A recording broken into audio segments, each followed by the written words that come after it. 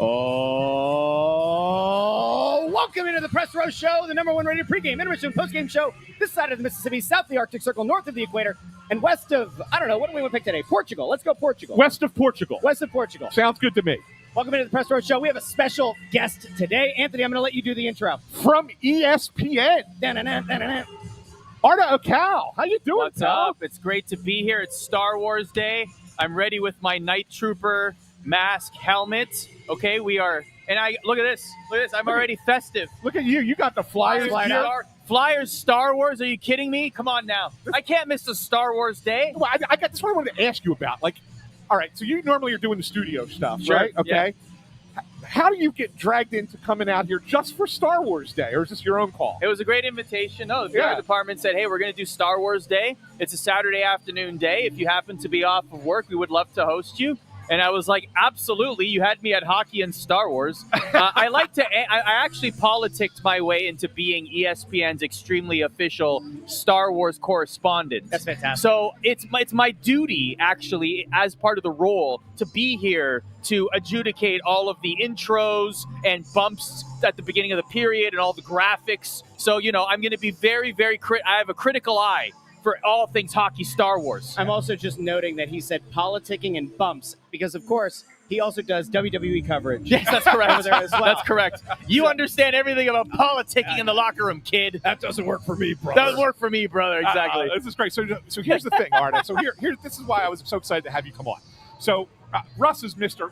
Wrestling, so you guys can talk wrestling forever. I grew up with I'm the OG Star Wars guy, right? That's more my generation, right? The originals. And then when my kids were young, was when the sequels first came out. It's gone so far off it's blown up so much since then. I can't keep up, but I know you keep up, right? But we have a guy on this program, intern Andrew, who we can pop up on the screen, who is as in-depth a Star Wars guy as there is. And this is the example I'm going to give. So we have a shirt out. Andrew, do you want to wear the Night Trooper just for the stream? Pass him the helmet. I want him to wear. I want intern Andrew to wear the Night Trooper helmet. You're a part of. I won't be able to hear though. Put it over, just for a second.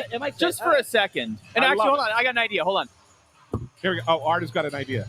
He's got to take his glasses off. Glasses off. He doesn't need glasses. Oh my God. We always said. There. Intern, can you hear? Now he can. There. Not really. Yeah, he's fine. Now he's ready to produce. There you go. There you go. Can you guys hear me or no? Barely hear you. You got to pump him up a little bit. You got to yell into the mic. Go He's ahead. never looked better. What? Yeah, you've never looked better. This It is is so hard because no wonder they could never hit anything. No wonder they couldn't hit anything in the show. I think we need to make this thing permanent. Did you say so there's good. no wonder they couldn't hit anything? Yes. Is that what you just said? The field of vision is pretty bad. God. Yeah, it's bad for combat. Agreed. Stormtrooper helmets, bad for combat. Oh, that's Very hysterical. bad. So the reason I wanted to, so we have a T-shirt out that we've created for Dan Vladar. Yes. Darth Okay. Vladar. Obviously. Right? So we have it, which we have on shop.snowthegoalie.com. Does he have Darth Vader on his helmet, like as part of his design? No, but I he don't think needs he to. does. He needs I to. feel like we should make that a thing. He needs it, right? Absolutely. Absolutely. So we're talking about Darth Vader, Darth Vladar, and so Russ says, do we know any other great Darth? So of course we come up with Darth Maul and Darth Sidious, but then Intern Andrew goes off the reservation. What do you come up with? Darth Plagueis the Wise. Yeah, the tale. Obviously, have you ever heard the tale? No, of I don't know what Darth Plagueis Plagueis the Wise is. In the prequels, that's the famous when they're at the opera house. Palpatine There's and an Anakin. opera house? Okay. You know what? Maybe you and I should do an hour-long podcast at some point I will be in so the near down for that. future. I will be so That'll down be for the that. sequel to this interview. Absolutely, this conversation. I- By the way, I'm your actually- chat knows about Darth I'm Vladar. bringing up, Yes. There's the Darth Vladar Oh, shirt on the screen. absolutely. Right? He's got like the Darth Maul. Half of it's a hockey stick. Half of it is the lightsaber. Anyway, shop.snowthegoalie.com. Yeah. You underestimate the power of the blocker side. There you go. There you go. I like that. That should That is go good. on the The back. blocker side. You That's put good. that on the back of the shirt. See, we should have Should have consulted. put that on the back We of could the do a shirt. spin-off. We could do another Darth Vladar. Yeah, there you go. That's good. Good idea. But what I did want to ask you about hockey-wise, before we get into the Star Wars stuff, Of course. what is the national perspective of this team right now? Because it's an interesting thing. You know, we see them every day. We're around them all the time. And we've seen the slow build that they're going for here. And they got off to a decent start, you know, at 8-5-1. But I'm just curious with the national perspective of what you got going on here in Philadelphia. So, yeah, I want to add that context. I'm not with the team every day. Right. I'm essentially trying to keep an eye on all 32 teams. And I'm, from a 20,000-foot view, I would say optimism. I would say wild card contending team. Yeah. I would say an infusion of talent that is very exciting. There's more storylines and intrigue on a national level to talk about the Flyers. Trevor Zegras certainly helps. Yep. He's exciting. I just love, man, that guy, his passing, like his awareness. It's unbelievable, right? Behind the net, too. Like, some of the passes he makes are just so gorgeous. Yeah. Like, he just has this sense where he's thinking, like, 3 steps ahead. Yeah, so I would say that's where I would land in terms of a national outlook for the Flyers. Yeah, and considering where they were just a year ago, that's a huge upgrade, right? I mean, absolutely. Like, you weren't really talking – the conversation around the Flyers as of last year was always centered around the coach, John Tortorella. Yeah. And now it's centered around the players. Yes. Which is to me that's the difference. Yeah. From one year to the next. And I think that's a good thing. So Russ. Yes. I know that you're not the big Star Wars guy. I'm not, but that's okay. There's nothing wrong with that. But you are a big wrestling guy. I'm a big wrestling guy. That is true. Yeah. So that could be a whole separate. I'll come back for WWE night at in the building. If that happens, I'll be back. They need to do it. That's a question. Should we put you through a table or whatever's happening? Hey, kids. That's his family. What's happening? That's Russ's family over there. Oh, that's awesome. Yeah, it's his wife and kids. Hey. So, no, here's the 4 thing. kids, man. Wow. I know. We're done, though. Dude. 4 is enough. Zone coverage, that's tough. That's tough. Zone coverage. Sure is. So, no, but here's the thing, Art. Like, we had so many nights at sporting events, right? Absolutely. Like, so many different varying nights. What do you think about Star Wars has made it so enduring for as long? I mean, it's 50 years now. Yes. That it's been this enduring. 1979. Well, 7 was the first. 79 was the first movie. No, 77 was the first movie. Right. The first ever Star Wars movie was 77. Yes. Yeah. 77. So it's almost 50 years, 48 years. Art, I got to warn you. He will talk over you from time to time, and he'll try to tell you you're wrong. And if you are right and he is wrong, he'll get louder. It's fine. I was 3 when the first one came out. Okay. But seriously, it's something that has endured for so long that why is it successful at sporting events? I have a great answer to this. So I actually wrote an article about this. Okay, yeah. In the official Star Wars magazine, Star Wars Insider. And I talked to a lot of front offices. Yeah. I talked to Lucasfilm. I talked to a lot of different parties that put these together. The number one thing is the interest is still there. Yeah. Fans flock to Star Wars nights across all sports. Whether it's here in Philadelphia, it can be anywhere in North America, it is still extremely popular. It's not just the fan of that sport that happens to be a casual Star Wars fan. It is Star Wars collectors that want to get the bobbleheads or the shirts like this that they just want to collect. It is the Star Wars fan that just wants to experience and see all of the brigades, the 501st Legions, the local charitable organizations that costume up. And that's a whole other conversation. But they come here. There's some in the concourse here right now. Yeah. It's all of that. It's just to experience the love of Star Wars. And all of them have said it is either the most or among the most profitable nights of the year, certainly among theme nights, but it could be throughout the entire season. So it still remains popular. And so long as it remains popular and in the zeitgeist to that degree, I don't see sporting teams not doing Star Wars nights for years and possibly decades to come. What are your thoughts on Jar Binks? So at first, when I watched the prequels in the theaters, I didn't like Jar Jar either. But I have to say that's one of the greatest redemption arcs I've ever seen in any fictional character ever. Like Ahmed Best, the fact that he's able to return to Star Wars, he voiced Darth Jar Jar in the Lego Star Wars movies. The fact that There's a Darth Jar Jar in the Lego Star Wars. Wow. Yeah. Wow. It's the Darth Falcon. It's amazing. Did you know that? I did not know. Yeah. It's awesome. It's so cool. But like, I don't want to get too much into it right now to keep things upbeat, but like Ahmed Best had a really tough time with the backlash and the vitriol of Jar Jar Binks. But now that character even has experienced a sort of reckoning and a sort of positivity among the Star Wars community. And by the way, he also got to play another Jedi in The Mandalorian, the one that literally saves Grogu, you may know him as Baby Yoda, from Order 66, which is like a huge thing. That's a massive plot point. You literally saved one of the most popular Star Wars characters to exist today. Like, good on you, man. Like, that's a really cool redemption arc. Shout out to Jar Jar stick taps. So Stick it's taps a for Jar redemption Jar. arc, kind of like Gritty. In a way, I suppose. Oh, Philly. Remember, Gritty and I have a thing planned today, by the Do way. you? That's yeah, awesome. we do. That's awesome. We So do. the day Gritty came out, Philadelphia fans hated him. Hated Gritty. Hated him. Why? And then the national media started ripping the Flyers and Gritty, What is this thing? and all of a sudden, Not our guy. You can't say that Can't about say our that guy. about our guy. See, I like that. And I it all respect happened that. within Yeah. like a 90-minute window. It's, what the hell is this thing? This thing's stupid. And then people go, you see, Philly came over the stupid match. Hey, no, you can't You call this can't the say that. I'm sorry, right? It's the I'm sorry, same you kind of can't- redemption. yeah. So now you also host, and this is what I think is fascinating. Now I know ESPN, it's owned by Some Disney. still do. Yeah, yeah. I love the chat. It's Yeah, great. the chat is Sorry. always great. The chat is the best. We love our chat people. But no, so I know Disney owns ESPN, and of course they have the Star Wars stuff. But ESPN has a Star Wars podcast. We do, yeah. And you- ESPN's official Star Wars podcast. which is so. Talk to me a little bit about that, because I didn't know that ESPN. I never thought that ESPN would have a Star Wars podcast. Never tell me the odds, right? That's what it's called. Thank you. Yes. So it's hosted by myself.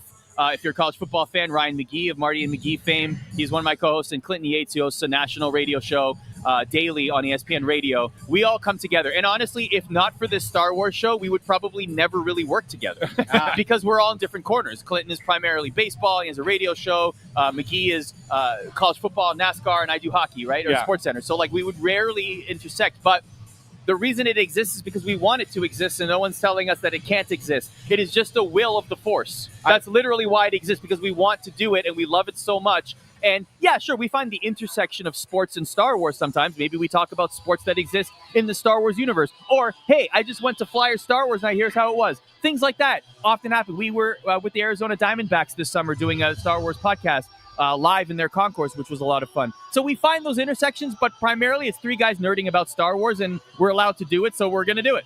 That's awesome. That's kind of like how we started. We do drafts too, by the way. So like Yeah. we did a droid draft. Like, imagine every droid in the galaxy available, field a team. I love that. Yeah, we invite guests too. Like Teddy Bruschi came on and did the critter draft with us. Oh. So every critter is available. We had a really good Mythosaur versus oh my god, it was the Mythosaur and the, I forget, it escapes me right now, but it was a really good, like, who would win in like a collision. It was great on the 50-yard line. It was hilarious. Who would you draft first, Andrew, in the droid draft? R2, bar none. R2 number one. Yeah, Not even close. R2's a consensus number one pick. He's the OG. Yeah. Okay. Maybe a couple people would pick C-3PO. He's a loser though. He's Wow. afraid of Nah, everything. but he's got all the languages, though. See, your communication is key. I can't have somebody who's a coward on my team. Fair enough. See, that's fair. R2's But brave. that would He's mean, not. too, if he were drafted to Andrew's team, then it would be two cowards. You can only have one. What are you talking about? I'm calling you a coward. No, that's ridiculous. Oh, Jesus. I would pick BB-8 before I would pick C-3PO. Wow. Or the IG unit from The Mandalorian, absolutely. Oh, yeah. Easily Yeah, over IG-88. C-3PO. Yeah, absolutely. Yes. Okay, fair enough. Yeah. So we got a C-3PO hater on the show. I got it. That's okay, sad. good. You hate to see Yeah. it. He has like no redeeming his- qualities at all. Curse his metal body. Unbelievable. Human cyborg No relations. I'm redeeming muting qualities. Except he's been in every single Star Wars movie ever, though. That's right. They found a way to get him It in. just there. enrages him. Do you boo when you see him on camera? I muted him. I couldn't handle it. He went to Penn State. It's all what are you going to do, Arda? We are. Yeah.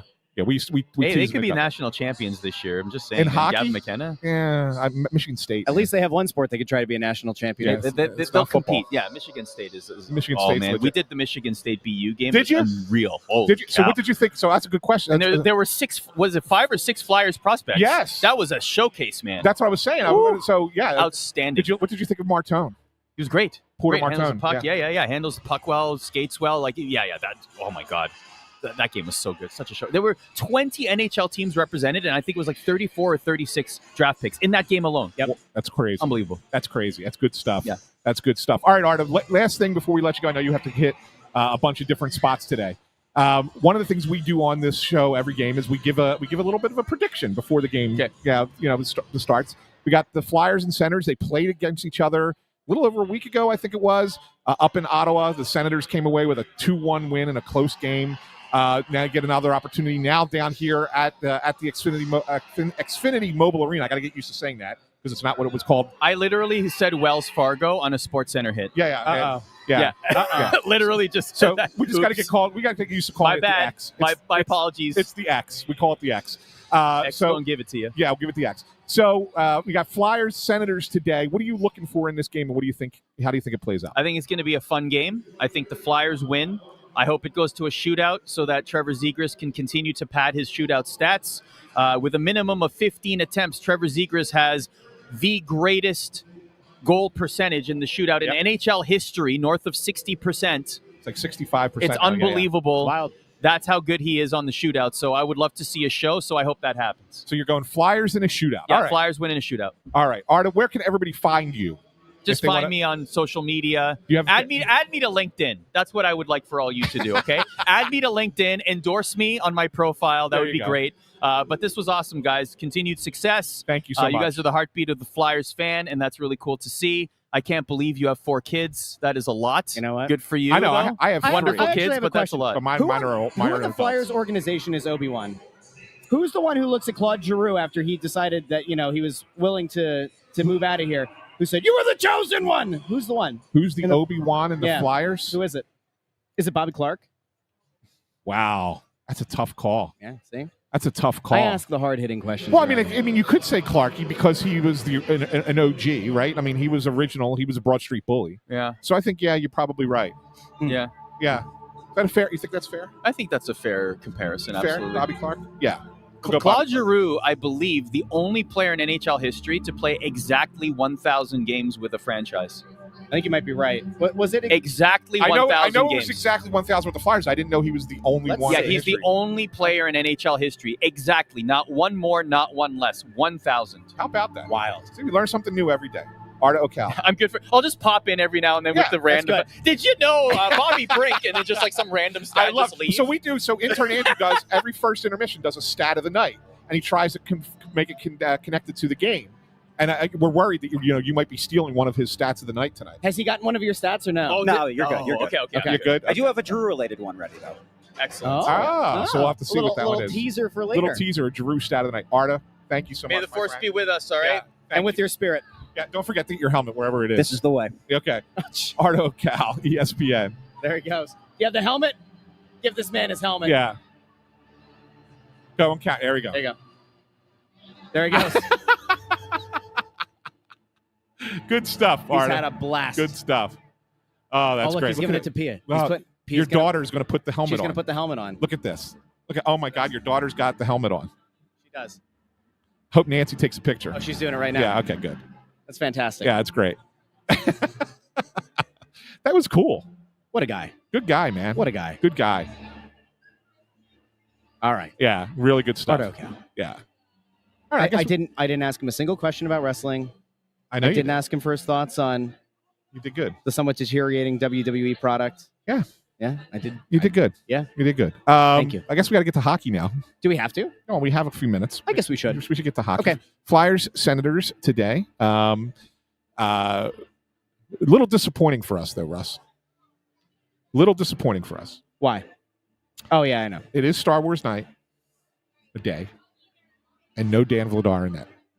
Sam Ersson gets the start for the Flyers against the Senators. And I guess I kind of get it, right? I mean, they're off until Wednesday when you get Edmonton coming in, and you're probably playing Vladar against the Oilers. So you don't want him to go. He's just coming back from the injury. You don't want him to just not play for what would essentially be 2 weeks because he's been practicing with the team all week on the road trip, and he wouldn't play again until next weekend when they play back-to-back on the road. So I guess you want to get him a game before that. And so this one is the one that kind of makes sense. I don't like it. But it stinks for the whole premise of Star Wars Day. Well, I mean, in theory, though, there's a non-zero chance that Ersson doesn't make it to the end of the game. Non-zero. And if that happens, we will, of course, expect the great Mike the Organist to play the Imperial March. Is there, and I meant to ask Arda this, and I forgot. Yeah. Is there a more iconic 9 notes in movie history than that? Is there? It is night. right? Like, I mean, like to me, I'm not sure that there is anything more iconic than that. I mean, there's a bunch of. I mean, like the Jurassic Park theme. Yeah, I don't think it's as iconic as that. And I would say You say 9, so like Jaws wouldn't count because that's like one note. The Jaws is like that's right there with it, right? Like it's Jaws or that. Indiana Jones. Indiana Jones is close, but I don't think it's as. No, you might be right. I don't think it's as iconic.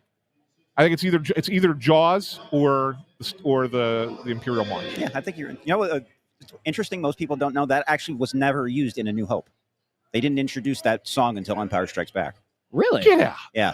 No. Yeah, that's one of those like Mandela effect type things. Most people assume it was in A New Hope. It never was. What in the Berenstein Bears You know what? is going on? I am now going home today after the game and watching A New Hope and watch. seeing how accurate that is. I guarantee you. That's Guarantee unbelievable. you, and May the Force be with you in A New Hope was only ever spoken by Han Solo. Yes, it was. Obi-Wan never did it According in the first movie. according to Michael Google, aka Google, Yeah. Imperial March was not in A New Hope. Wow. They used a 3-chord motif to represent the Empire, but not the famous march. How about that? John Williams composed the Imperial March for The Empire Strikes Back, used prominently to signify the growing might of the Empire and Darth Vader's back. So maybe it's more of that build into Darth Vader becoming the guy. I like it. All right. So anyway, Sam Harrison in net tonight. I think that makes this a higher scoring game, and that's not a knock on Sam Harrison, but I think it's a higher scoring game than what it was last week. It's hard to be lower. I mean, they only scored 3 goals combined last week. Look, dude's walking around with Baby Yoda in his backpack. That's pretty awesome. That's awesome. That is pretty awesome. So I do think it's more than a 2-1 game tonight. That's for sure. And I don't think that's a knock on Harrison. I just think it's just hockey, right? Yeah. And in other news, Flyers made a recall. Carl Grundstrom, who was one of the guys that they got in the Ryan Ellis trade. The what? The Ryan Ellis trade, trading Who? off that Ryan Ellis contract. Who? Carl Grundstrom gets into the lineup tonight. He'll be replacing Nick Delorier in the lineup. Poor Delorier. So here's the thing with Carl Grundstrom. Like I think that, and we'll have Bundy talk a little bit about him. I know Bundy was talking to some people about Grundstrom a little bit. He's certainly a bottom of the lineup type of guy, but the organization certainly believes that he's an NHL player. And look, he spent parts of 6 seasons with the Los Angeles Kings and 1 season with the Sharks. In 22-23, Russ. Yeah. In 57 games with the Kings, he scored 12 goals. So it's not like he doesn't have the ability to put the puck in the net. So it's you kind of look at that and say, can this guy be a regular part of your fourth line, and provide a little bit of secondary offense? Okay. Just saying. It's worth noting that he's 27. Yeah, he's in the lineup tonight. That's totally fine. I mean, whatever. Yeah. In the lineup. Whatever. Another thing, I got stuck on this. Yeah, go ahead. When you and I were talking about this before the game about who was in net tonight. Yeah. You know what my immediate thought was? I obviously wanted Vladar. And when you said it's Sam Harrison, this is the face I made. That was the face. I made that face, the exact face. That's funny. Oh, Darth Vladar's not in net? Yeah, that's funny. Is there anything? I'm going to give you the opportunity. Going to give you the platform. Going to give you the opportunity to address the man in net tonight. You didn't see the interview, did you? You have no idea what this is. Do you know what this is? No clue. No clue. He didn't watch Russ Joy Show yesterday. He didn't watch the Russ Joy Show. If he had, he would have known. I was busy yesterday. Intern Andrew was on with me. Was he really? Yeah. The final segment of the show was about the Sydney Sweeney interview. What's that, GQ? Did we ever figure out if it was GQ or not? Why didn't you? I can't remember. Why didn't you tell me he was going to be on? Why would I have told you? Put it in the chat. Because then you would have asked me to. No, to come I on the would show know, too. but I would have definitely checked it out because I'm a big Intern Andrew fan. See, he doesn't care about. He doesn't care about. I'm me, a he cares about you. fan-drew. I'm a fan-drew. You're a fan-drew. Wow. I'm a fan-drew. I've been told there are many fan-drews out there. That's what they're saying. Yeah, that's what they're saying. A lot of conversation about fan-drews all of a sudden. That's true. And one other thing I wanted to kind of talk about or hit on here pregame. Last game in Nashville, or actually, it actually started against Montreal on Tuesday night a little bit, but really mostly the last game in Nashville. They put Owen Tippett with Trevor Zegras. What are your thoughts on that? Now, Dvorak's on the line as well, so that you have a more responsible forward on the line.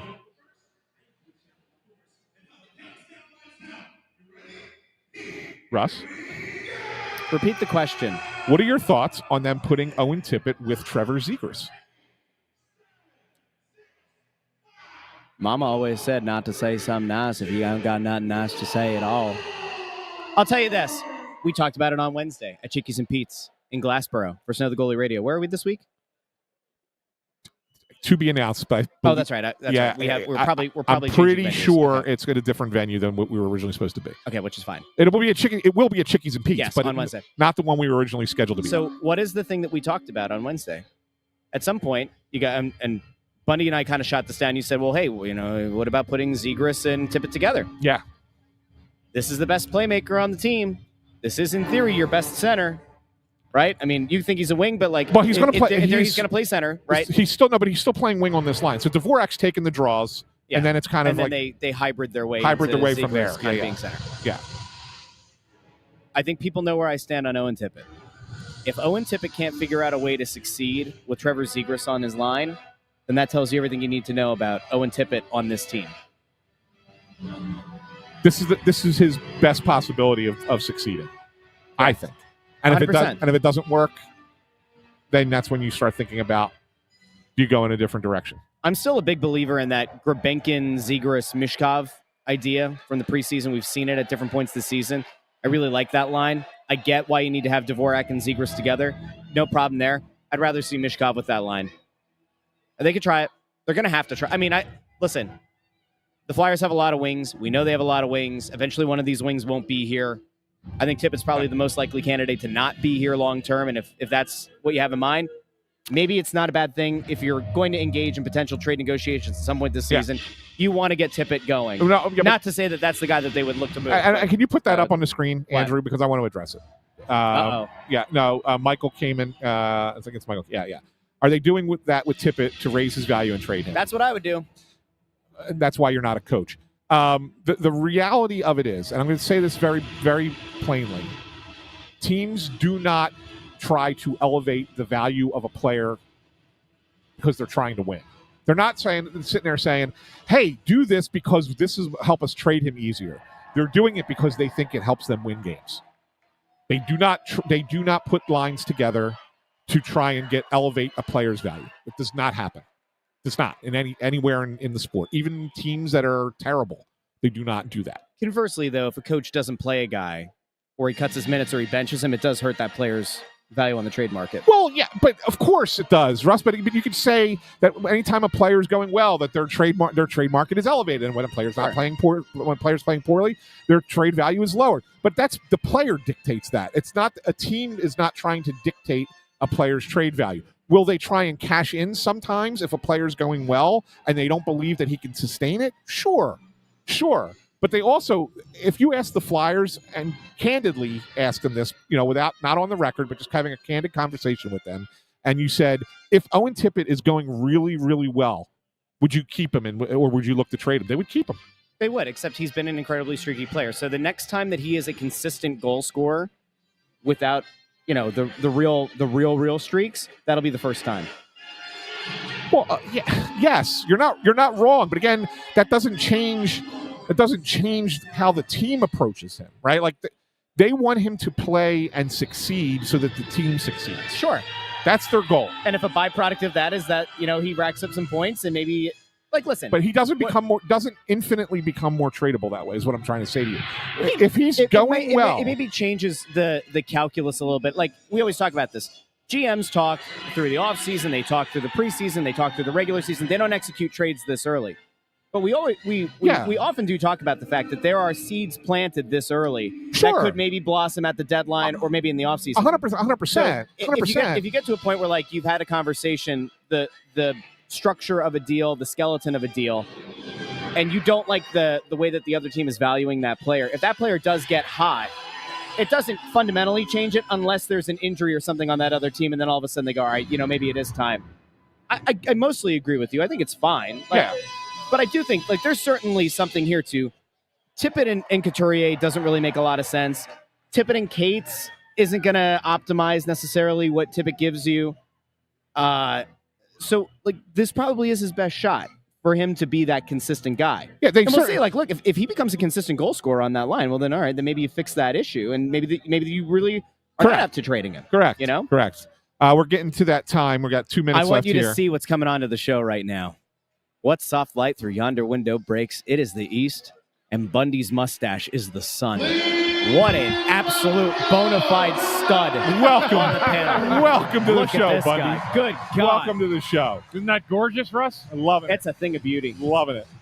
Loving that stash. That's the old Movember mustache going. I love it. It's so good. It's so good. Bundy, welcome to the program. Good to be here, guys. We're just kind of talking a little about the game, getting ready for the game. We're getting ready for predictions, and why don't you we'll throw it to you first tonight. Throw it to me for my prediction tonight. You want my 3 keys to the game? Oh yeah, let's do that Let's first. do that. We only I have a just put minute them on the 19 radio, now, but so we have to do quick. Let me get it here. Flyers versus Ottawa, keys to the game. North-South game tonight. Ottawa's a skilled team that makes a lot of east-west plays. The Flyers need to play a heavy game and play straight-line hockey today and dominate the middle of the ice as they've done in a lot of their other wins. That's number 1. Number 2, shot mentality. Ottawa defense has been a liability, surrendering 3.9 goals per contest, which is 29th in the league, with goaltending that has failed to stabilize those issues. Flyers need to put 30-plus shots on net today and see how Ottawa handles it. When the Flyers scored 3 or more goals, they're 7-0-1. That's a good number. And finally, tonight, a good start. Ottawa has had slow starts, but does gradually pick it up offensively as the games get legs.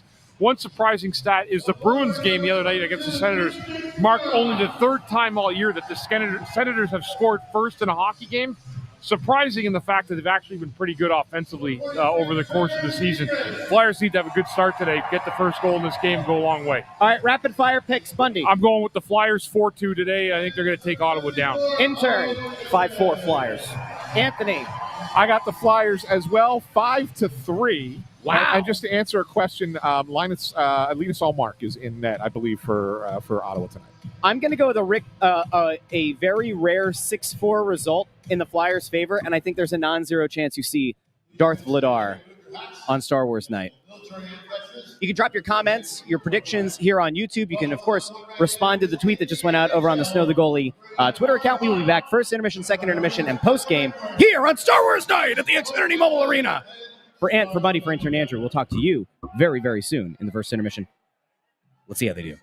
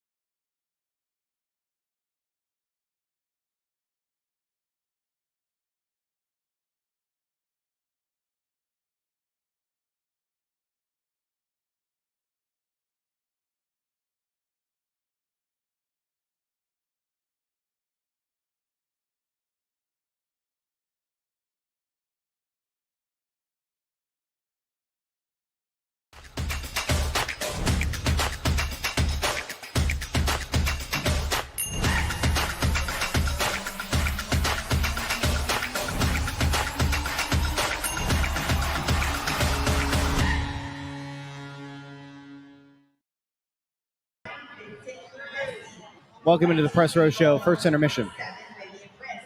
Gentlemen, I can't find the peanut butter. And on the ice, I certainly can't find the jam. A rough 20 minutes to start Star Wars night here at the Xfinity Mobile Arena. 4 shots? Was it 4 shots on goal for the Flyers in that period?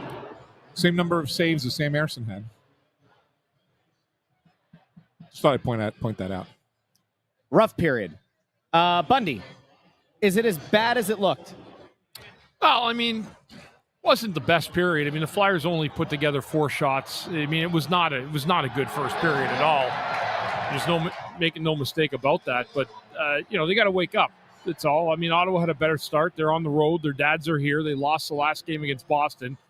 Anytime you have a team of dads here, you're going to want to put on your best show, especially when you lost the first game of the 2-game road trip you took with your dad. So people are saying it doesn't make a difference if there are, but Ottawa came to play today, and they were ready to go at 1 o'clock. The Flyers were not ready to go at 1 o'clock, and as a result, they're down 2-0 after the first period. 2 goals that came in relatively quick succession, Anthony. Yeah, the first one was the defense the whole team. But when I say defense, I'm not just talking about the 2 defensemen. I'm talking about the whole 5-man unit.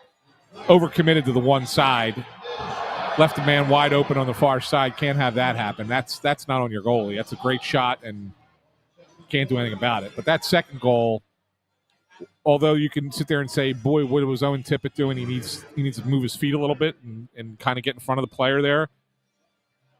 That's a time when the goalie has to come in and make a save, right? Like, it's not a bad goal, but it's one of those ones where you sit there and go, yeah, man, make that save, and you don't feel as bad down 1-0 after a bad period as you do down 2-0 after a bad period. So that's kind of how I looked at those 2 goals, right? Bundy, do you feel the same? Yeah, they were. The second goal is the one that that's, again, that one that I would say you can't let that one goal in. That would be the one. The first shot was a good one by Stützle. Yeah. That one, up over top of his on the short side on a one-timer. That was a good shot. But the second one can't go in. And again, it's not all Sam. There was a bad breakdown coverage defensively for the Flyers.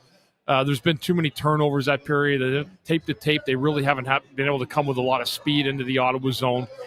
They just got to get their stuff together in between the intermission here and come out and put the work boots on. Because that, like I said with my key to the game tonight, if you play a north-south game against Ottawa, you go to the middle of the net, you put a lot of traffic there, you're going to score goals. I did see them go to the front of the net.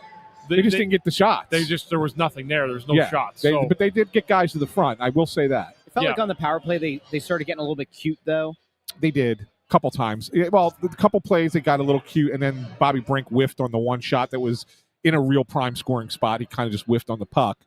So that, that happens as well. It was kind of unfortunate. It was just kind of one of those, that to me, that was a play that was Murphy's Law. You're playing bad. You have an opportunity, and even that goes wrong, right? So, that's kind of what it. But who I thought who had a rough period, really rough period? Emile Andre. Yeah. Yeah, he took a penalty, an interference penalty, but he wasn't up on the coverage a couple times. Ottawa had some rush chances and opportunities when they just came in the zone to make offensive plays. He's got to be better than that. He's a guy that's trying to stay in this lineup and remain in the NHL, and he needs to be better than he was that first period. He had a brutal turnover late in that period, too, in front of the net. I mean, can't happen. Just can't happen. Saw Andrew Pearson over on YouTube ask the question. Here it is.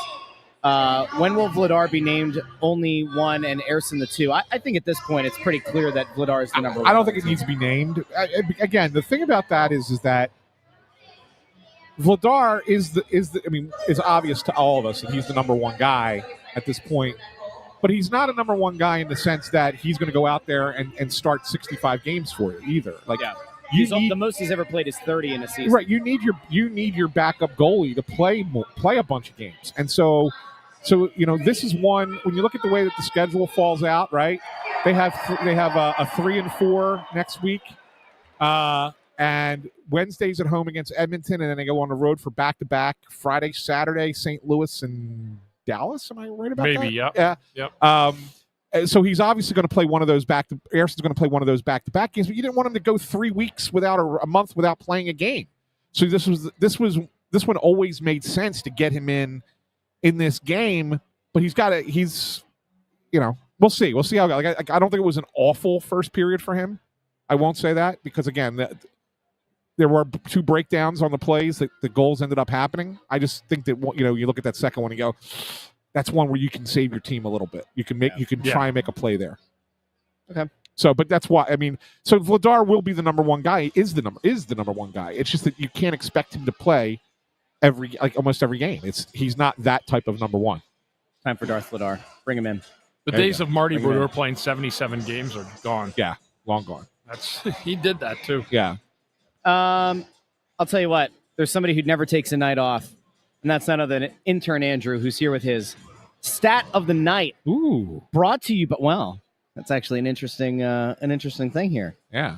There may or may not be a brought to you by at some point in the not too distant future. Fingers of course, crossed. if you watch the Press Row show, and you think to yourself, what better way to get in front of thousands of Flyers fans, avid Flyers fans, on YouTube, Facebook, and X, as well as in the podcast feed, there's no better way than to advertise with the Press Row show. Intern Andrew, your stat of the night. Go ahead. So today is Trevor Zegras' 15th game as a Flyer. He has 15 points already, so he's the first Flyer to have 15 points in his first 15 games since Yager did it in 2011. And then for Ottawa, our old friend Claude Giroux back in the building, had an assist in that period, and is coming off of the game Thursday. He had a goal and an assist. So if he's able to get another point today, he'll become just the third player in Senators history to have back-to-back multi-point games age 37 or older. The other two are Alfredson did it 6 times, and Sergei Gonchar did it twice. Wow. Yeah. Okay. Good stat. Thank you. Good stat, intern. The second one was a good stat. Intern, what The do you first one, I feel like you're leaning on Trevor Zegras a little bit too much at this point, kid. And who else is doing anything? That's fair. Technically, the Thursday game against the Predators was a come from behind because I think Nashville was up 1-0 in that game. Yeah. So they're now tied with the Maple Leafs for most comeback wins in the entire league. There you go. That's There you better. go. That's a good All one. right. I like that one because Intern, that equates to now being down 2-0. Give them. Gonna need it. You're gonna need to come back again. Yeah. I intern, like that. show the people what you're eating. Grab the container. Oh yeah, that's good. It's actually a good point for this. Go ahead. He's eating his crab fries. Don't forget this Wednesday. Location to be determined. It may be shifting. I'm pretty sure it is shifting. Okay. But I don't want to say it. Yeah. Just yet. So keep your eyes peeled on social media. We'll put it out. Yeah. But we will be at a Chickies and Pete's. Perhaps a very. Yeah, we'll be at a Chickies and Pete's. Well, so the fact. Wednesday. So let me just say it this way, Russ. Wednesday, there's a home game, right? There is a home game. Okay, at 7:30. Yes. All right, that's all people need to know. I've been told that there might be a pretty interesting guest coming on that show too. Potentially. Well, there's certainly one coming on. Yeah. That's fun. That'll be a fun guest. It'll be a fun guest. Yeah. Okay. Snow the Goalie Radio this Wednesday. Keep your eyes peeled. All right, intern, thank you. You got it. I'm going to give you guys a stat too. Go ahead. And I don't know what triggered this, but I don't know if this is a stat, but this is just it's a frivolity. It's an informational tidbit. This is a frivolity. So Carl Grundstrom playing today for the Fly Guys, number 91. Did a little research here. No Flyer has ever worn the number 91. Now, I don't know if that means not even a single game or if it's an extended period or not, but there has never been, to my record or to my recollection, a number 91 to wear a Flyers sweater. Grundstrom is the first one to wear number 91. Hope he plays like Fedorov. If we can get that version of 91, we'd be in a hell of a good shape. That's right. Did you That's know that Rick Tocchet also has the distinction of being the only player to wear the number 92? That's correct. Yes. He wore that when he was your teammate, right, Bundy? That's correct. Because Luke Richardson was 22 at that time, right? Yes. Yeah. Did you know that Ryan Ellis has the distinction of being the only player to ever wear number 94 for the Flyers? Oh, look at that. And Carl Grundstrom was traded for Ryan Ellis. Did you know that Jeremy Acquired Roenick for is the only number 97 in Flyers history? Yeah. Were you aware that Andrei Kuzmenko, the best player in that trade, according to Kevin Kurz, is the only 96 in Flyers history? I think that was interesting. Yeah. I don't know. Well, I mean, you got to remember, like the whole 9 numbers in the 90s thing didn't really start with regularity. Obviously, Gretzky, 99, but the whole numbers in the 90s thing really didn't start until The 2000s. like the early 2000s, right, yeah. Bundy? For what, the 90s? To wear numbers, Yeah. number in the 90s. Teams started running out of some teams, like Montreal. I mean, they've got so many numbers retired. It's crazy. No, but I'm saying Tocchet is actually the first player in Flyers history to wear a number in the 90s. He started it in 2000. Yeah, but that's what I'm saying. Like, so obviously Gretzky wore 99, and that was a unique thing. But even back then, like a lot of guys didn't wear numbers that were higher than, like 40s were the highest that I remember, right? Yeah. And then all of a sudden you had Gretzky, and then Lemieux and Jágr were 66 and 68, and Jágr's was tied to the Czech Republic thing. And then, Paul Coffey went to 77 because that was because 7 was retired. So like you had a few guys, Lindros obviously at 88. But other than that, that was really it. And then all of a sudden it started to become a thing in the 2000s that the higher numbers were cool. Yeah. Well, of course, you had Lemieux and Gretzky with 66 and 99. Yeah. They were obscure numbers. Other notable numbers that have never been worn in Flyers history, 85 and 83. Those are the only two in the 80s. Yeah. Every number in the 70s has been worn.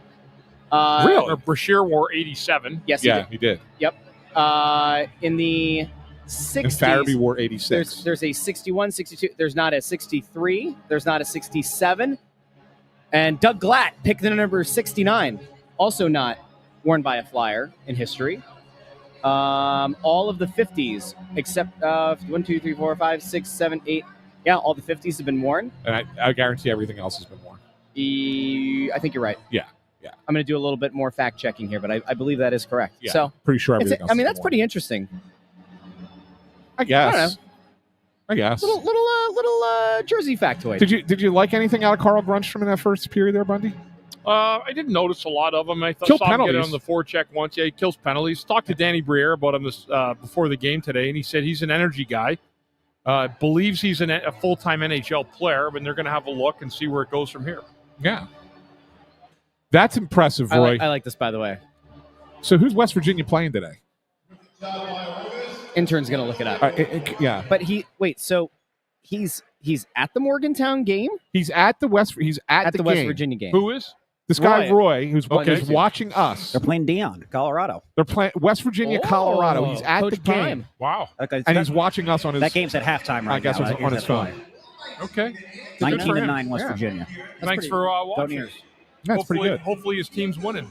19-9, West Virginia's up, right? Interesting. Yeah, good. Very interesting. It's good. Good stuff. Yeah. It is Star Wars night. Yeah, Star Wars Day. They've done a nice job so far with that. Nice crowd in the building today. Really much, yeah. A lot of kids, which is good. And that to me is like one of the things that, from a marketing perspective, this is a smart thing to do. Do a theme day or whatever. Make it a day game on the weekend. You're going to see a lot of families show up. There are a lot of kids here. Not enough The Joys Saturday have day games. 4 kids here, so we're doing our part. Not enough Saturday day games this season. Well, for my son's travel soccer team, it's actually a good thing. Well, I'm just saying in general. Like it gives you a good night. It's nice to have a Saturday night free, and you worked the game earlier. What are you going to do? What are you going to do tonight, Ant? You got some plans? No. You gonna take Maria someplace fancy? Oh no, we'll probably just hang in. We'll probably. You gonna say, "Hey, Maria, you want to make some cutlets tonight? You want to do a little gravy? Little gravy. What are you thinking? What are you thinking? Get ready for Sunday. What's on Sunday? What do you got going Sunday? No, it's just I'm just saying, what you got Sunday? Anything Sunday's fun? always like a big Italian meal day for the family. Why have I never been invited to Sunday dinner? What the heck? Because there's not enough room. Bundy, did you ever get invited to the SanFilippo Sunday dinner? I haven't, but that's okay. Okay. Got to be Italian, Hurtful. I'm a knockaround guy.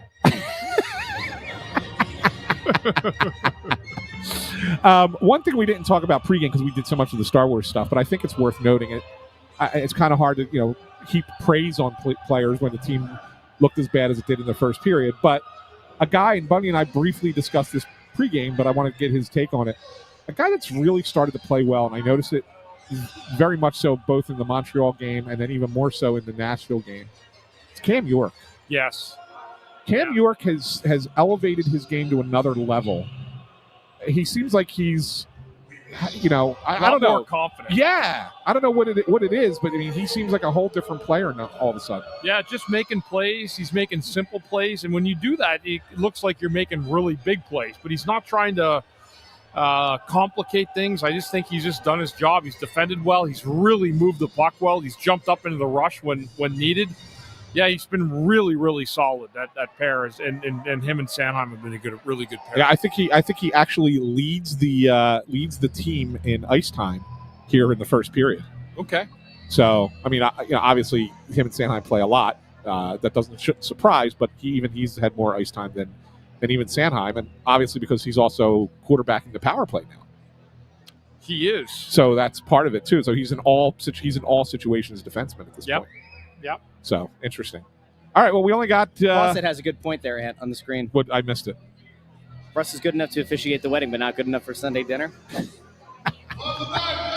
a good point, Fawcett. That's a good point. Good point. It's a good point. All right, so Bundy, it wasn't a great first period for the Flyers. What is like the number one thing that you think Taka's going to have these guys focus on in the second period to try to find a modicum of success? Well, they got to get a forecheck and get on the Ottawa defense, which they did not do a good enough job of. It's hard to go into the offensive zone and then hold on to the puck and wait and hope that guys are there to make plays with. So, but that's the winning way, is to do that. And they definitely need to shoot more pucks at the net. There's no doubt about it. Yeah, and they were getting, like I said, they were getting bodies in front, but they weren't getting the shots. Like I noticed a couple, especially, I'll tell you what, the line with Couturier and Brink, those two go to the net. Yes, they do. Those two go to the net. And Mishkov had a shot. I know at least on one time he had a shot blocked. There's been a couple times where the defensemen have not gotten shots through. So they got to just get the shots through, but they're both there. Those guys aren't afraid to go to the front of the net. They're not, and that's how you have to play this game. And Ottawa, to their credit, they did a lot of really good things in that first period. The Flyers turned the puck over. That's another thing that the Flyers can really get back to this period, is not turning the puck over and giving the other team offensive momentum. Couple of interesting notes. Total shots, so shots on goal, missed shots, blocked shots. Senators led 18-12 in that period. Flyers had more blocked shots. The thing that maybe is a good takeaway that you want to keep seeing that has nothing to do with shots really, but maybe getting you in an advantageous position, they won 57% of the faceoffs in the first period. We'll see if that continues into the second as well. We'll be back during the second intermission postgame here on the Press Row Show. Do us a favor if you haven't done so already. Like the video, share the video, subscribe. We'll be back here on Facebook, X, and YouTube. Talk to each and every one of you very, very soon here on the Press Row Show. Second intermission soon. Bye.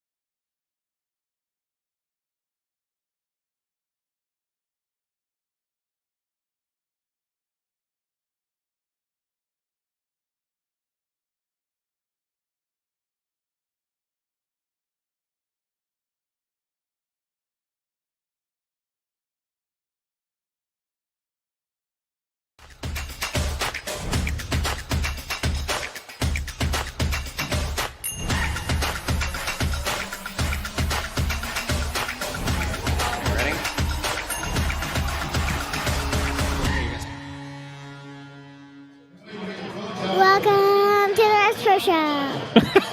Good job, Pia. Oh, Pia Joy bringing us back in. Russ, this is like a coach who, who doesn't want, a lot of gruff from the media. Yeah. They bring their kids on the show. Yeah. They have a kid onto the podium. Yep. So that nobody can yell at them or anything. Well, who's going to yell at me? Were you going to yell at me? No, I wasn't planning on it, but you never know. You might said something that, that got me fired up. Now I got to be on my best behavior because of Pia. She's here until her baby brother's diaper gets changed. I like it. Yeah. That's good. Yeah.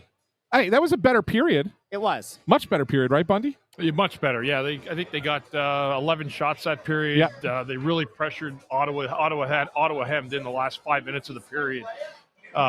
Fourth linesman very good. Carl Grunstrom's really made an impact on this hockey game. Yep. He's been good. That fourth linesman, excellent as a matter of fact. Apples has had a really nice game. Yeah, really good. Specifically. Mishkov gets the goal. Nice goal. Nice play there. And so they had other opportunities. Couldn't score. Look, the power play. I know the fans were booing. I thought it was a really good power play. Yes. They didn't score a goal. Because the one thing that they didn't do was score. But I thought that it was a really good power play on the whole. I thought the power play moved the puck around well. They got a couple chances. That's all you can ask of your power play. Sometimes it's not going to go in. About 80% of the time, you don't score on your power play. Right. So when you think about it, right?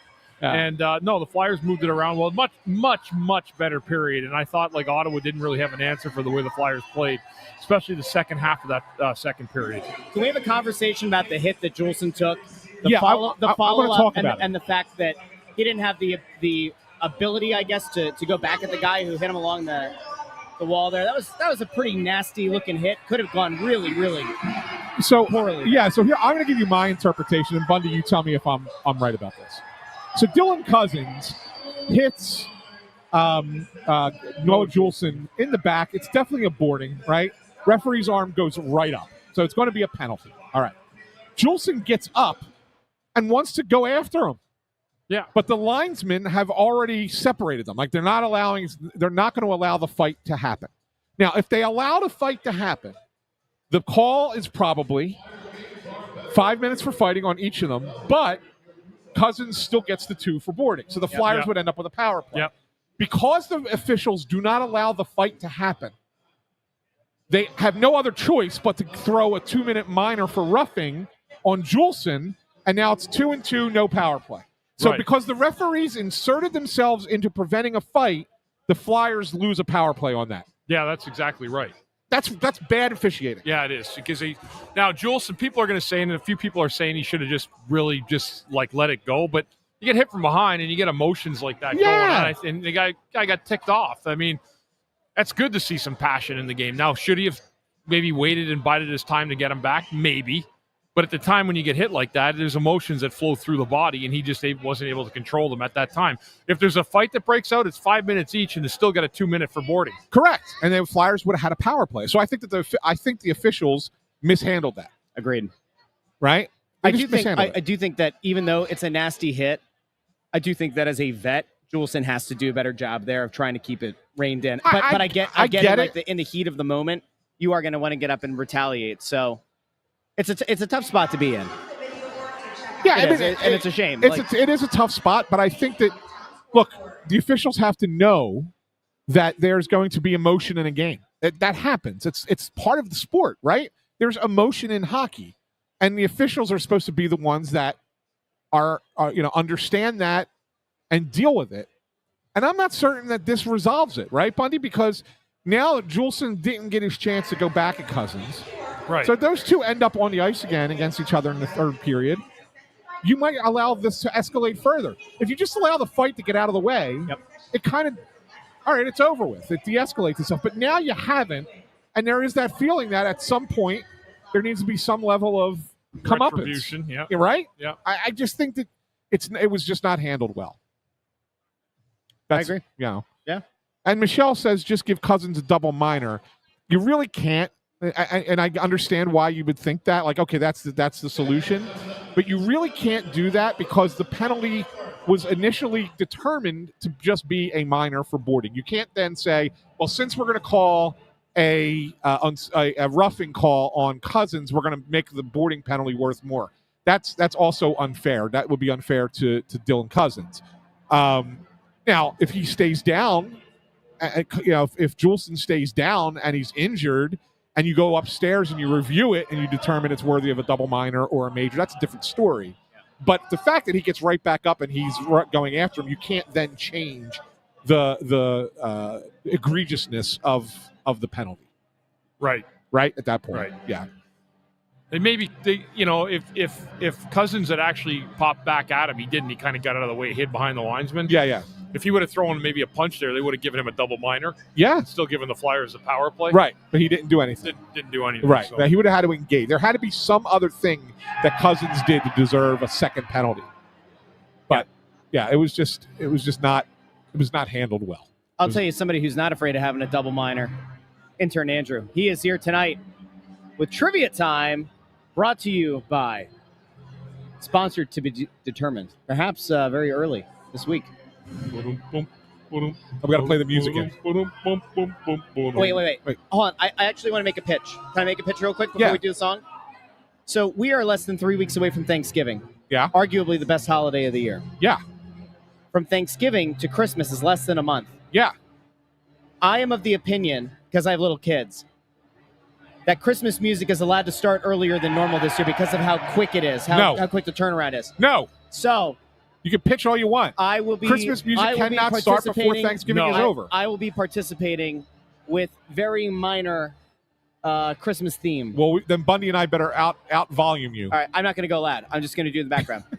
Ready? Go ahead. 1, 2, 1, 2, 3, 4. Santa baby, I've been an awful good. Trivia Andrew, give us a good question tonight. Go ahead. So the Ottawa Senators joined the NHL in the 1992 season. It took them a little while to get things going. 3 out of their first 5 seasons, they had the number 1 overall pick in the draft. I think 1993 probably most notably was Alex Daigle. One of the biggest. Oh, is it Daigle? I'm sorry. It's the Americanized pronunciation is Daigle. I've heard it pronounced both ways. Yeah, but regardless, he had the French pronunciation was Daigle. Played 4.5 seasons in Ottawa, then ended up getting traded here for, I think, Pat Falloon and Vinny Prospal. Yes. Hopefully that would turn his season around. Didn't really happen that way. The 2 seasons he was here only played in 68 games, I think. Ended up becoming, unfortunately, one of the biggest busts in hockey history. Before you go to the question, what was he like as a guy? I actually liked Dig. Yeah, he wasn't a bad guy at all. He got a kind of a bad reputation, elsewhere for being, just not a great team guy. But I liked him, and guys that played here liked him too. Okay, there you go. So the other 2 years that the Senators had the number 1 overall pick, 1995 and 1996. The other 2 guys that Ottawa has drafted number 1 overall. Is Daniel Alfredson one of them? No, he's definitely not. Who did you give us so far? He was like a 6th round. Just pick. That's right, he was. Wasn't Slafkovsky? When was Slafkovsky taken? Chris Phillips. Chris Phillips is one. That was 96. That's correct. Chris Phillips is one. You say Montreal or Ottawa? Alexander Ottawa. Day. I thought you said Montreal. Okay. Maybe I did on accident. Yeah, they had that's a what few I other was- guys though that went like second. Like they had the second and third. They had Alexei Yashin. He was their first ever pick. Yeah, he But went he was like number second, 2. He was number 2 second. overall. Radek Bonk went 3rd to Ottawa, I believe. You forgot to tell somebody to do something here, by the way, intern. You'll have to Wade do it Redden next time. went 2nd. Correct. I'm missing that first overall. You're good at number 2 overalls. pick. I forgot someone. Forgot what? I'll tell you later. Okay. I don't know. I don't know. It's not Yashin. It's another defenseman, and a little tricky because he never actually played for Ottawa. They traded him to the Islanders before he got to the NHL level. Oh. So you would have played against them on the Islanders. What decade? 95. 90s. Oh, okay. So an Islanders defenseman In the 90s. in the 90s who was the first overall Surprised I don't pick. get this. Ottawa drafted him first overall and traded him? Yes, Was it? Who was the kid that had the eye injury? Oh, that's correct. Yes, it is Berard. Brian Berard. That is correct. Good teamwork. Good one there. That's Yeah. a good one. Yeah. Yeah. Well done, young man. Thank you. So intern, Yes. your mom put up a comment. I Your saw mom. that, yeah. Said that Thanksgiving is your special birthday. I guess it's special. Well, you're like a baby I'll New be Year. 30. Yeah. Oh, 30. Oh! On Thanksgiving Day? Yeah. Thanksgiving Day. You hit the big 3-0. I hear you're getting a nice big feast for your 30th. That's pretty cool. All right, intern. Fine. Me, Jimmy Rollins, and Bill Nye the Science Guy, all the same birthday. Wow. Wow. Yeah. Intern. That should have been my stat of the That night. should have been your stat of the night. Give us your top 3 Thanksgiving sides. Mashed potatoes. Okay. Stuffing. And turkey? No, that's not sides. the side. Sides. Cornbread? All right. What does your ideal Thanksgiving plate look like? Well, those 3 things in turkey probably is it. That's So, it? so let me ask So you it's guys all this. shades of like beige. So, No, cranberry sauce. No. Go on. Go on. Let's talk about the cranberry sauce, Okay. Russ, because I know that's where you want to go. Cranberry sauce on Like- mashed potatoes. So, are you more of the like the actual cranberries, or do you go with the canned sliced cranberry sauce? It's a great question, and I thank you for asking it. Yeah. The canned cranberry to me is kind of weird, but there are places for it on the plate that I'm okay. Yeah. But my wife's aunt makes this incredible, like, from scratch cranberry sauce that has like cranberries in it and Yeah. also has a bit of tartness to it. Yeah. And it helps to cut through the richness of everything else on the plate. And I ask her every year to make it. She makes it, and I like load up my plate with it. And then every once in a while, she'll like look around and be like, I don't know, did anybody? And I'm like, I ate it, and it's not the same without it. So I do 2 different things with the Okay. cranberry. I have both the sliced and the homemade one with the actual cranberries in. Like you said, it's got a little bit of tartness to it. Yep. I do the homemade one on top of the turkey, Okay, yeah. but the canned one I will eat separate by itself. Does that go in with the stuffing? Like, will you put that on a fork with I'll some put the stuffing? stuffing with the homemade cranberry Okay, and the turkey. So what? That's the only way what I eat the actually, What turkey. touches the canned cranberry Nothing. sauce? It's just that. Just That's- that. See, then I don't like that because that's What just about like you, jelly. Bundy? What's that? On the cranberry sauces, I like cranberry sauce. do you have a preference though? The canned over or the fresh? I like the fresh. If Yeah. somebody makes it, but I can live with the canned stuff if I have to. Yeah. Yeah. Can I ask for feedback here really quick? Yeah. So last year was the first year that I smoked a turkey on Big Green Egg. Okay. Somebody's Now- asking a question about this, so it's and, worth. and so my wife always makes the traditional turkey. My wife is an amazing cook. There is no doubt. The turkey she makes, it's fantastic. It's traditional. It's juicy. It's great. You don't have to kiss her butt. She's No, here at the game, so she she can't hear you legitimately right makes now. the best turkey. But last year, I said, you know what? I'm going to get a second turkey, and I'm going to smoke it on the Big Green Egg, just see how it turns out. Well, it was the hit, right? Yeah. And so my wife said, hey, do you want to smoke the turkey again this year? I'm like, yeah, but I still want the traditional because it's different. And then she looked at me and she goes, what if you made a brisket overnight, and while the coals are still hot, you did a smoked turkey on the same coals as the... Is brisket acceptable on Thanksgiving? I would say it's more of a Christmas thing, but let me play this out for you. Yes, Green it's acceptable. Green bean casserole, cornbread, mashed potatoes. Those are things that are already on our Thanksgiving plate. She's making the case that most of our sides, not cranberry sauce, but most of our sides actually would play well off a brisket. I agree. Look, I think you can eat as long as you have the traditional options. Yeah. You can make whatever else you want. That's my theory on Thanksgiving. Okay. You agree with that, Bundy? As we're trying to drown out Bill Murray singing Star Wars in the background so we don't get shut down on YouTube. That's correct. Bundy, like, are you a traditionalist? Like, it has to be a turkey? Do you do any ham? Is there beef Yeah, of any kind? there's everything over the years, and it just gets ridiculous. There's like 18 different things to pick from. Okay. When all I really want are mashed potatoes, stuffing, turkey, cranberry, and some corn. Okay. That's fair. So let me ask you, what was growing up in Canada? I know Thanksgiving's it's in October and up in Canada.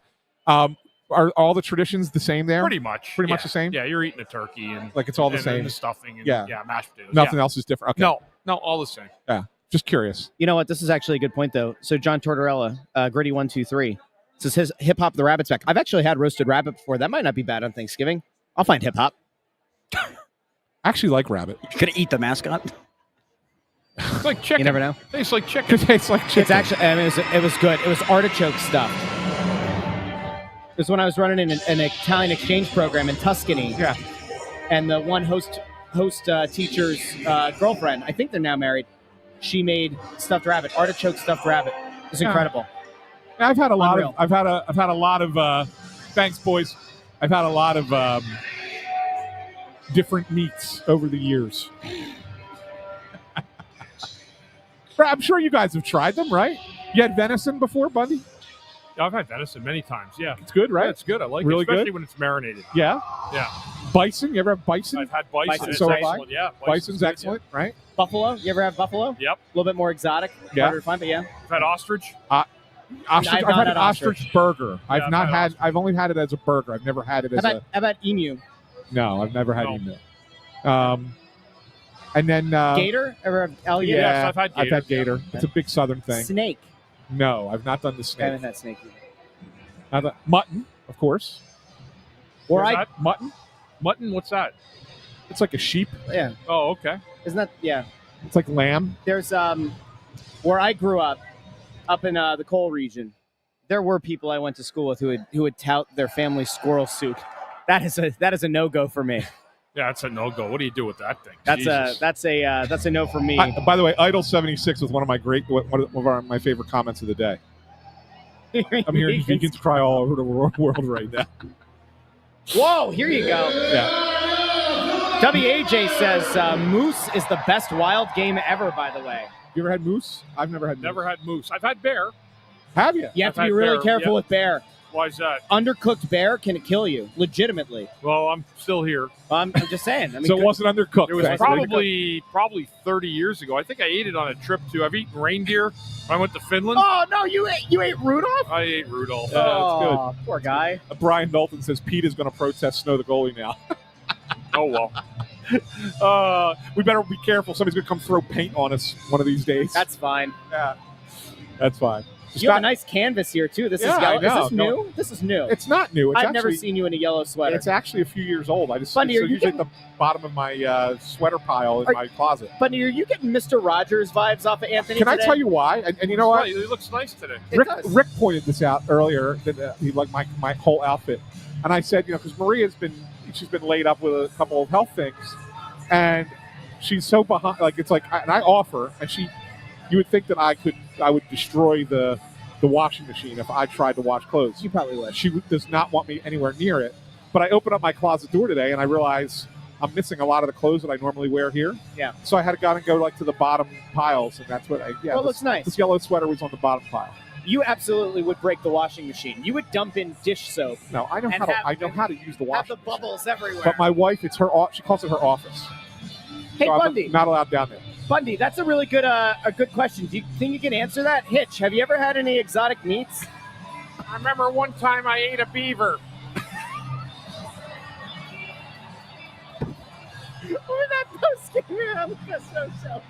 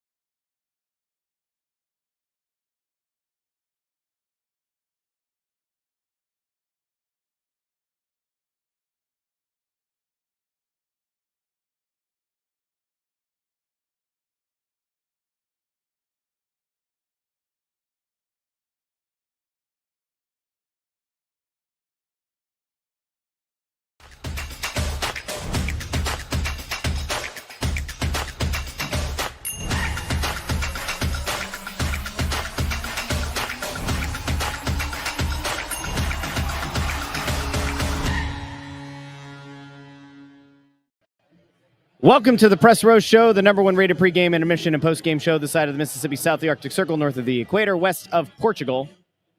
We were about a minute and 41 seconds away, I think, from a shootout. I got the hiccups. Do you? Yeah. Well, that's okay. That overtime goal did it to me. That overtime goal was disappointing in a whole lot of ways. What was a lackluster, disappointing first period for this team ended up turning into a much better effort through the second and third periods. Overtime was a little bit hit or miss. There was a moment where Mishkov and Zegras were both on the ice together. Couldn't really get a ton going there, Bundy. I was a little bit surprised, just based on how Tocchet has kind of used these guys in overtime, that he actually went to that combo of Mishkov and Zegras. But overall, not enough good chances in this one.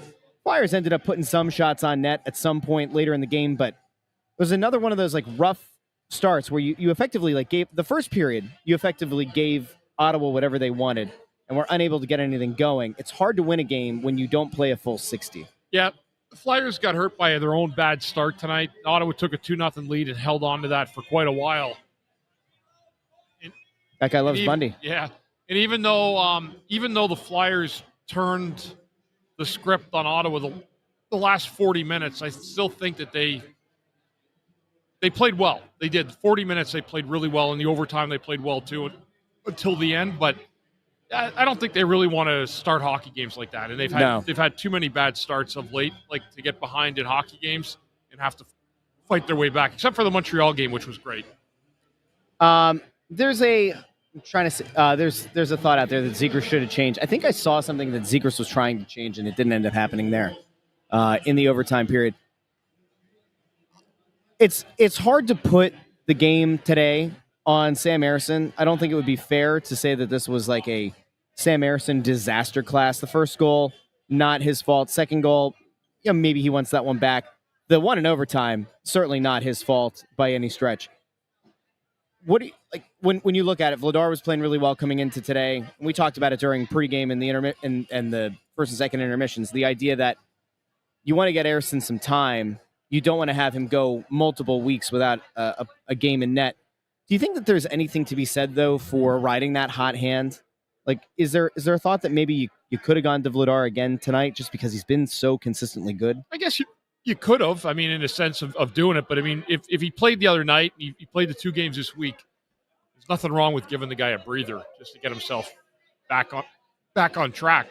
Mishkov played the overtime tonight. He had a good game today. He moved his feet. Yeah. That was the big difference from the way that he played before. He wasn't moving his feet, so he's had an opportunity to get outside and actually play today in the overtime and made a little bit of a difference out there. If you think about it, though, there was a period from the second period until the third period. Was it 27 minutes? 27 minutes without Ottawa didn't have a shot. Without Ottawa having a single shot on net. Yep. If you're going to prevent the opposition from getting a puck on net in a meaningful way for that stretch of time, you simply cannot walk away from that period of time without converting on your own. It was unbelievable to watch that, too. Ottawa literally couldn't get a shot on net. They had 11. They were stuck on 11 shots forever, and they finally got one in the third period. It was a cousin shot from the corner with a couple minutes left, and then, of course, the overtime. They got the game winner. But it's crazy to think, though. Yeah, 13 shots on goal is all Ottawa was able to get. Take care. Have a good night. Nice seeing you guys. Only 13 shots allowed on the afternoon. 3 of them found the back of the net. That can't happen. Yeah. Even if we want to say, hey, this wasn't Sam Ersson's fault. The team, where you often say, hey, do they play better in front of Vladar for a myriad reasons? Maybe they just feel like they don't have to play perfectly in front of him. He can make a save and kind of bail them out. Whatever the reason is that they seem to look better in front of Vladar. They held, as a team, Ottawa to no shots over 27 minutes of game time. Ottawa had 1 shot in the third period. So 8-1 shots on goal in favor of the Flyers. I get the idea that maybe you can't get in rhythm as a goalie if you're not seeing a lot of shots, but 13 shots, 3 go in. It can't happen. It just can't. It's not good enough.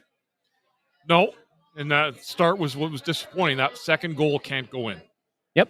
And unfortunately, it does seem like almost every time Ersson's in net, you end up with one of those goals. That can't happen. It's disappointing because on the whole, I think that the game actually did start to trend in the right direction after the first 20 minutes. I do think that the Flyers played a better second period, a better third period. No doubt. And overtime was hit or miss. They had some moments. They had a couple of opportunities. They had some boneheaded plays in this one as well. There are a few plays from this game that I think Tocchet is going to rip Tippett for, including on one of the goals. Tippett just coasting. We might get into that on Wednesday's show from Chickies and Pete's for Snow the Goalie Radio. But there was a totally inexcusable, just coasting back, not engaged in the play at all, and watching the Senators go and pot one in the back of the net. It'll be interesting to see, Bundy. I guess when's the next time we're back here? Wednesday night, right? Don't they play? Oh, that's right. We are. I don't know how they're doing a Chickies and Pete show this week. Well, we are in talks about moving the venue from where it was originally scheduled to one that may be a little bit closer to the arena. We'll let people know on social media. That's the game against the Oilers. That's right. So Wednesday against the Oilers. Then they play on Friday against the Blues. Saturday at the Stars. That's a rough back-to-back. Yeah. At St. Louis, at Dallas. So Connor McDavid, Leon Draisaitl, the Oilers come to the Xfinity Mobile Arena on Wednesday. There was a packed house today for Star Wars night. Yeah, I would assume great crowd today. I would assume we're gonna have a big crowd. I mean, even though West Coast Canadian team, it doesn't always sell. I mean, it's McDavid and Draisaitl. I'd expect it to be a pretty packed house. Yeah, agreed. Anything that you wanted to get to that you thought was there a positive takeaway? What did you think of Grundstrom's play today? Oh, I thought he played a good game. Yeah, he's like Danny told me before the game. He's an energy guy, but he got around the net a couple times, made some good plays. Yeah, that fourth line was buzzing. Abels had a good game today too. Hathaway played pretty well. It just wasn't to be. It was just one of those games. It could have been, but it just didn't happen. I think this is another one of those games. Again, we'll talk about this on Snow the Goalie Radio on Wednesday. I think this is one of those games where you once again look at it and say, you need your best players to step up and perform, especially in a game like this where things aren't getting going. And I'm going to continue to question, at what point do we get that breakthrough from Travis Konechny? It's not happening right now. He doesn't. 5 goals. He's picked it up the last few games. I think he had 8 points in 6 games. Did he have a point tonight? He did. He had an assist. Did he have an assist? Yeah. The issue, I think, is that of Konechny's goals this year, I think at least 2 of them are empty netters. Yeah, they've been empty netters. I get that they don't ask how, they ask how many, but that would mean 3 from the run of play, right? That aren't empty netters. So you're far enough into the season now where I start going, that's not ideal. You're 15 games into the year. You go back to the final 10 of last year where he went goalless. I mean, that's a 25 game sample. Although it's a new season, it's 25 games to only have 3 goals. Highest paid forward on the team. He's got to get going, especially, as they've been kind of jostling this lineup around. I don't know, but we'll see. We will see.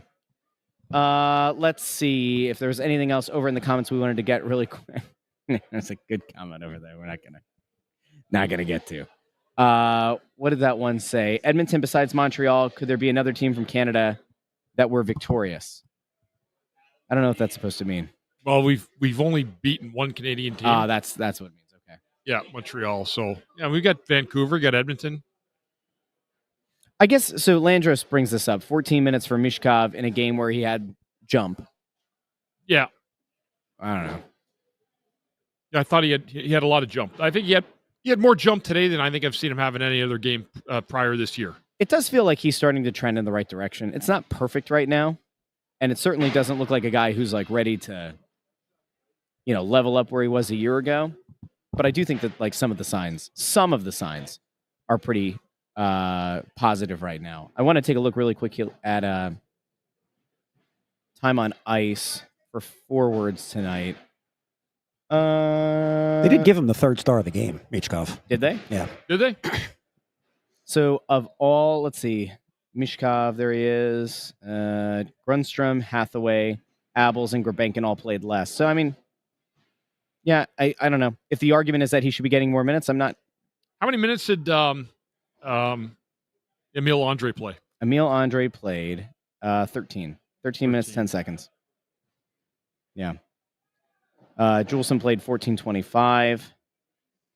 Let's see. Sealer had 19 minutes on ice. York played 23:37. Drysdale 24:34. Sanheim, workhorse, 26 minutes on ice tonight. Yeah, they went really with 4D most of the game. They really did. So, we'll see. We will see. Amadeo, not a big Owen Tippett guy. We'll see. We actually did talk about that pregame, that he was going to be on that line with Zegras. Yep. Did you see anything that made you go, No. "Ooh"? No. Yeah. Not today. That's the frustrating thing, He too. was skating well today, Tippett, but again, I really think that he can drive the net more than he does. Yes. Like just Well, turn it on and just dip a shoulder and just take the puck to the net. He had a play late in this game where he turned on the burners, got the puck, tried to hand it off or hold it off with one arm, right? Doesn't get a shot on net. They lose possession. It goes the other way. It's like you see the speed. The speed is there, but the speed doesn't mean anything if it doesn't lead to an actual scoring opportunity. Don't use it in the right places. It doesn't mean anything. So we'll see. I mean, they got to get him squared away. They got to get him figured out. So we'll see what it looks like on Wednesday down here at the Xfinity Mobile Arena. We have a few nights between now and then, Bundy. Everybody gets to collect their thoughts. They get to let everything kind of sink in. Sit here now, Russ, for an hour and a half with your kids and watch the transformation of the ice into the basketball court. I should get tickets for the Sixers game tonight. Who's Sixers playing tonight, Andrew? You know? Toronto. They're playing. Really? Playing the Raptors. I might look and see. I don't know. Do we do it? Do we do a? If the Raptors win tonight, they're going to have a World Series parade on Monday. And on that, we'll call it a night, an afternoon. Thanks everybody who watched on YouTube, Facebook, and X. Sorry for the hiccups. Been a killer. Hey, don't feel bad. There were some hiccups in the Flyers play today as well. There was. So we'll be back on Wednesday night with Snow the Goalie Radio and then the Press Row Show. Do us a favor if you haven't done so already. Like the video, share the video, subscribe. You can subscribe to the podcast feed over on Apple Podcasts, Spotify, Pandora, Amazon Music, wherever you get your podcasts. The Joy Crew has just arrived, which means it's time to go. Have a great, great day, everybody. We'll talk to each and every one of you on Wednesday here on Snow the Goalie and the Press Row Show. Until then, have a good one. Bye-bye.